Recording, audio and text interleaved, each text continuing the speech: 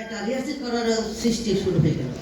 এখন আমি শুয়ে শুয়ে রিহার্সেল করছি, আমার পাশ থেকে আমার ওই পুতা দিয়ে বলছে, কি ব্যাপার তুমি ঘুমের ঘরে কথা বলছো কেন? যাই হোক, সেদিন আমি আবার মাস্টারি করি, আবার পড়লে ডাক্তারও করি। সেদিন আমার ওখানে একটা রোগী এসেছে, পুরুষ, এসে বলছে, ডাক্তার সাহেব আমার মানে মানে জ্বর হয়েছে। আমার না, বলছে জ্বর হয়েছে। আমি মনে করলাম যেহেতু সে এসেছে, রোগী যখন এসেছে, আমি ব্যাগ থেকে থার্মোমিটার দিতে গিয়ে তখন বললেন, আমি না, আমার বাড়ি বাড়ি। তারপরে এখন পরে আরেকটা ডাক্তারের কাছে একটা রোগী গিয়েছে। রোগীর কিছু বর্ণনা না শুনে সে কি করলো, ইঞ্জেকশন দিয়ে দিল। দেওয়ার সঙ্গে সঙ্গে রোগীটি কি হলো, মৃত্যুবরণ করলো। তার অ্যাসিস্ট্যান্ট সহকারে বলছে, কি ব্যাপার স্যার, ওই ব্যক্তিটি যে মারা গেল, আপনি ইঞ্জেকশন দেওয়ার সঙ্গে সঙ্গে এখন যদি পুলিশ কেস হয় তাহলে কি হবে? তখন ডাক্তার বলল, ঠিক আছে তুমি একটা কাজ করো। কি কাজ? আপনার ডাক্তার স্যার এখানে আছে, প্লিজ জাস্ট হ্যাঁ, এখন যেহেতু মুখটা ঘুরিয়ে রাখো, যাতে পুলিশ এসে বললে যে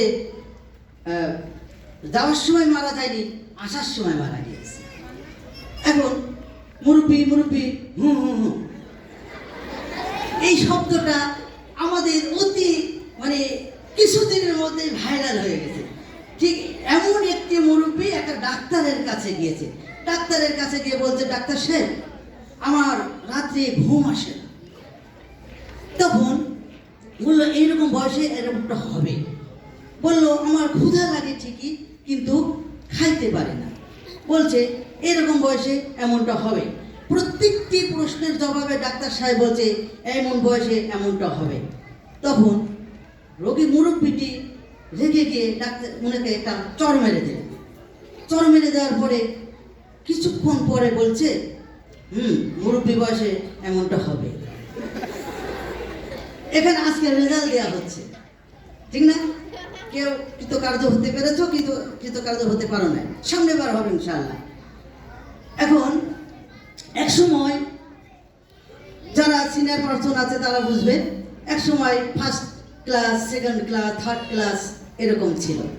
তারপরে আবার গ্রেড সিস্টেম হলো। এখন একদম মুরব্বী তার ছেলের রেজাল্ট দেবে, এসএসসি রেজাল্ট দেবে। এসএসসি রেজাল্ট দেওয়ার জন্য সে তার রেজাল্টটা শোনার জন্য ছুটাছুটি করছে, অনেকক্ষণ ধরে ছুটাছুটি করছে। করার পরে তার ছেলে আসার পরে বলছে, বাবা তোমার তো আজকে রেজাল্ট দেওয়ার কথা ছিল, কি কি হয়েছে, তোমার রেজাল্ট কি হয়েছে?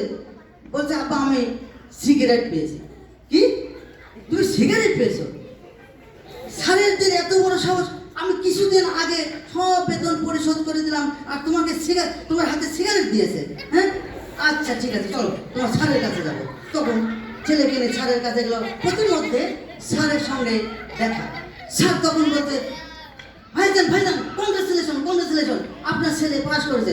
আরে পাস করেছেন নাই বুঝলাম, কিন্তু আপনি আমার ছেলের হাতে সিগারেট ধরে দিয়েছেন কেন? বলছে, হ্যাঁ আগেকার সিস্টেম ছিল ফার্স্ট ক্লাস সেকেন্ড ক্লাস, তখন বলছে হ্যাঁ এইটা একটা দিলেই তো হতো, তো সিগারেট হাতে ধরিয়েছেন কেন?